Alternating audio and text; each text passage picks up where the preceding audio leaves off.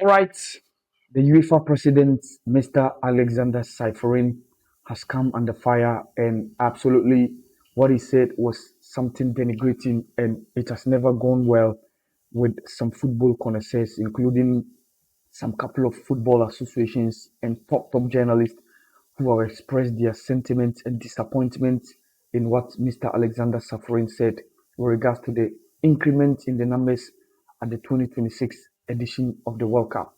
And of course, he said the increment in the numbers from 32 to 48 will bring less interesting matches at the 2026 FIFA World Cup.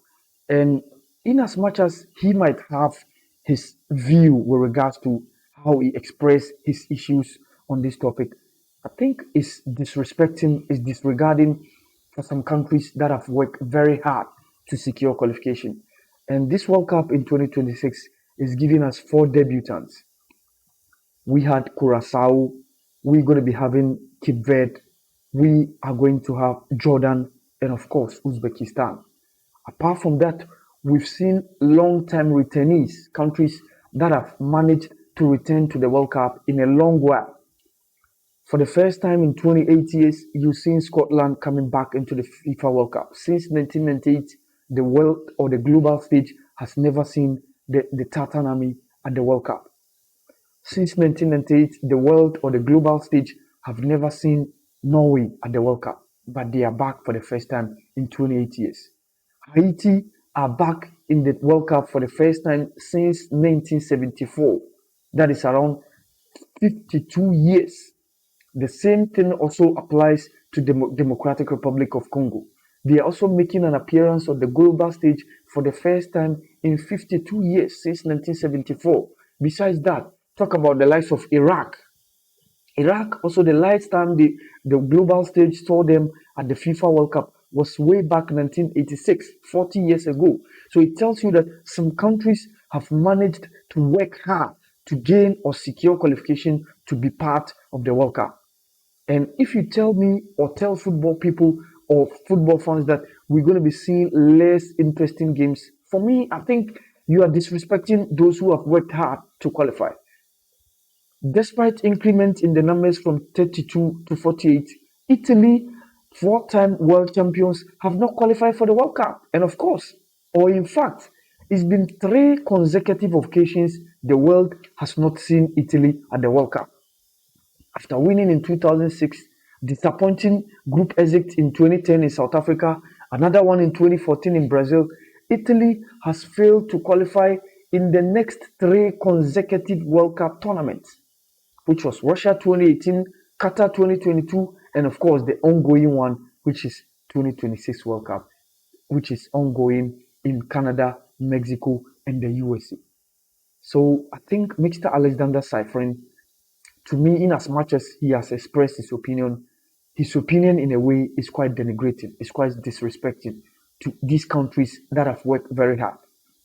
Yes, someone might say Curacao lost 7-1 against Germany, which maybe might be quite less an interesting game. But the same Germany beat Brazil 7-1 in 2014 when Brazil were hosting the World Cup on home soil in a semi-final battle, which was a top-notch game of which the global stage was there. Everyone was witnessing what happened at that day on the Stadio Mineirão in Belo Horizonte. In 2002, we saw Germany beating Saudi Arabia by 8 goals to nil. It happened. In 2010, we saw Portugal beating North Korea by 7 goals to nil. That happened. So, in as much as you might say these countries will bring less fancied or less interesting game at the 2026 FIFA World Cup, for me, I think Mr. Alexander Caferin must come again, because let's respect each and every country that has mastered the courage, put in much effort to secure qualification. Because in as much as it's going to be football competition, the World Cup represents different thing altogether. The motivation to even arrive at the competition is something else. Imagine being a player from Curacao, being a player from Cape Verde, Uzbekistan, or Jordan, you become the first player to score a first goal for your country. Your name is going to remain in history forever in your country, because record will be there that in 2026 or 2026, when we went to the World Cup as Uzbekistanis, this was the player who scored our first goal at the World Cup. Or in 2000 and this in 1990, this when we went to our first World Cup, this was the player who scored our first goal at the World Cup. So it remains a top history for the player and the country at large. So Mr. Alexander Caferin has said his views, but honestly, it doesn't augur well at all with football. It seems some of these Europeans disrespect a lot of these countries. I mean, in Europe, qualification to the World Cup is quite not difficult, because there are some countries that you see the likes of the France, England beating the hell out of them in and out. The likes of Faroe Island, Liechtenstein, and the likes. Some of the European countries, if they are in Africa, they can't qualify to the World Cup. If they are in the Southern America, they can't qualify to the World Cup because of the least numbers that they are having in terms of getting the numbers to appear at the World Cup. And for me, Mr. Alexander Caferin, in as much as he has aired his views honestly doesn't augur well with football. At least let's respect those countries that have put much effort to secure qualification to the World Cup. They deserve all the applause, because we can have four-time champions in the shape of Italy failing to qualify for 3 consecutive World Cup tournaments. It tells you that some people have done massive job. And I remember when Gattuso, former national team coach of Italy, was saying Africa has been given much lot at the World Cup. He's forgotten that his own country wasn't able to qualify. And of course, talking about Italy played around 7 games or so without qualifying. Gabon played 10 games. They won 8, drew 1, lost 1. Still, it wasn't good enough for them to qualify to the World Cup.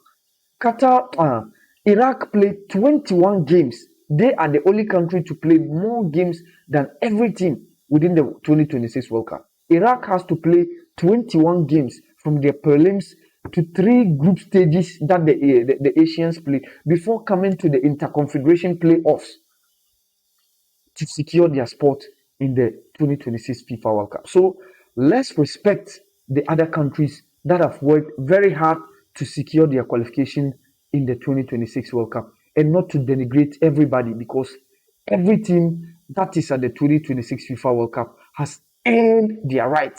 They played in the competitive qualifying process to get the spot and then secure their place in the 2026 FIFA World Cup. This has been the podcast channel with that one. Thank you.